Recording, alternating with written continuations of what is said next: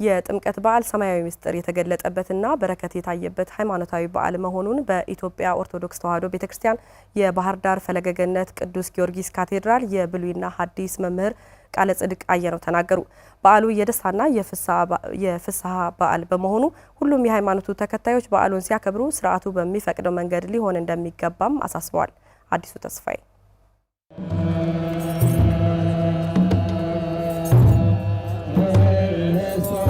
የጥምቀት በዓል በኦርቶዶክስ ተዋሕዶ ሃይማኖት ዘንድ በድምቀት ከሚከበሩ ሃይማኖታዊ በዓላት መካከል አንዱ ነው። በዓሉ ኢየሱስ ክርስቶስ በፈለገ ዮርዳኖስ የተጠመቀበትን ዕለት በማሰብ የሚከበር ሲሆን በዓሉ ከሃይማኖታዊ ፋይዳውን ባለፈ የማህበረሰቡን ትስስር ጎልቶ እንዲወጣ የሚያደርግ በዓል ተደርጎ ይወሰዳል። በባህር ዳር ፈለገ ገነት ቅዱስ ጊዮርጊስ ካቴድራል ቤተክርስቲያን የብሉይና ሐዲስ የትርጓሜ መምህር ቃለ ጽድቅ አየነው ስለ ጥምቀት በዓል አከባበር ያለውን ሃይማኖታዊ ትርጓሜ እንዲያስረዳሉ። የጥምቀትን በዓል ስናከብር መረሳት የሌለበት ሶስት ነገሮች አይረሱም። ትንቢት አለ፣ ምሳሌ አለ፣ ምስጢር አለ። ትንቢቱ ዳዊት በመዝሙሩ ተናግሮ ዮርዳኖስ አይቶ ሸሸች ብሏል። ስለዚህ የዮርዳኖስን ሽሽት አስቆሞታል። ከተራ ማለት እሱ ጋር የሚሄድ ምስጢር ነው። የዮርዳኖስን ሽሽት ማስቆም መከተር መገደብ ነው። ስለዚህ ዮርዳኖስን የሚንቀሳቀሰውን ውሃ ወደ ቀኝ ወደ ግራ ቀጥ ያጣውን ውሃ የተፈጥሮ ፍሰቱን አቅጣጫውን የቀየረውን ውሃ ማቆሙ ለምንድን ነው ሲባል ያን በትውልድ ላይ በበለስ ምክንያት የመጣውን ነገር ገድቤዋለሁ በምን በልደት በጥምቀት አቆሜያለሁ ሚል መለኮታዊ አሰራሩን በሚታይና በሚንቀሳቀስ ውሃ ያን በማስቆሙ አድርጎታል። ትንቢቱን ፈጽሞታል። ፈልሁ ማያት በውስተርስከ ነው የሚለው ውሆች በራስ ላይ ፈሉ የሚለውን ከዛ በፊት በመዝሙረ ዳዊት ተጽፎ የነበረውን ያንን ነገር ነው የሚያሳየው። የጥምቀት በዓል የሰማይ ምስጢር የተገለጠበት ትልቅ ሃይማኖታዊ በረከት የተገኘበት በዓል መሆኑን የትርጓሜ መምህሩ አብራርተዋል። ሰማይ የተከፈተበት በዓል ነው። በጣም የሚገርም የሰማይ ምስጢር የታየበት፣ ሰማይ የተከፈተበት፣ ውሆች የተቀደሱበት በዓል ነው። ስለዚህ የተፈጥሮን እንትን ውሆች እየሸሹ ክርስቶስ እየተከተለ የታየበት ነድ ለማይባይር ከበቦ ማይ ሀውር ጸበቦ ይላል ቅዱስ ያሬድ። ምንድን ማለት ነው? እሳት ውሃውን ከበበው፣ ውሃው መሄጃ ጠፋው፣ ተጨነቀ ይላል።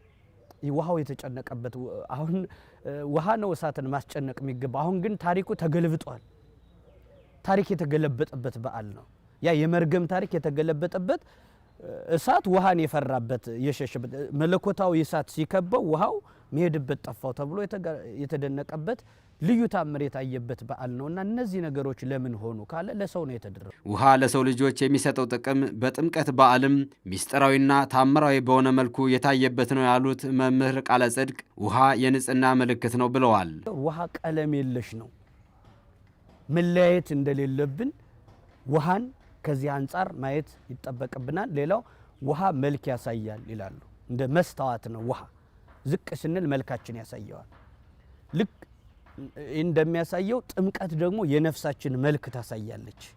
ከነፍሳችን ጋር ይዘት አላት። የነፍሳችን መልክ ታሳያለች። እኛው ውሃ መልካችን ያሳያል። በሌላ መልኩ መንፈሳዊ ስጋዊ መታጨት በውሃ ነው ይሉና መጽሐፍ ቅዱስ የሚነግረን ሙሴ ሚስቱን ሲፓራን ያጫት ከውሃ ዳር ነው። የይስሐቅ ሚስት ርብቃ ስትታጭ ውሃ ስትቀዳ ገንቧን ነጥቃ እዛ ላይ ነው የተገኘችው። በውሃ ዳር ነው የታጨች። ድንግል ማርያምን መላኩ ሲያበስራት ከውሃ ዳር ነው ያበሰራት። ይሄ መታጨት በውሃ ዳር እንደሆነ መንፈሳዊ ምጩነት የነፍሳችን ከክርስቶስ ጋር የመኖር መታጨቷ ለመንግስተ ሰማያት መታጨታችን ለሰማያዊ ዓለም መታጨታችን በውሃ ነው። ውሃ ደግሞ ለሁሉ ይገኛል። ማይሰርኩ ለኩሉ ነው የሚል የጥምቀት በዓል ከሃይማኖታዊ በረከቱን ባለፈ የሕዝቡን ፍቅርና አንድነት የሚያጠናክር በመሆኑ ምዕመኑ በዓሉን በደስታና በመከባበር ማክበር እንደሚጠበቅበት መልእክት አስተላልፈዋል።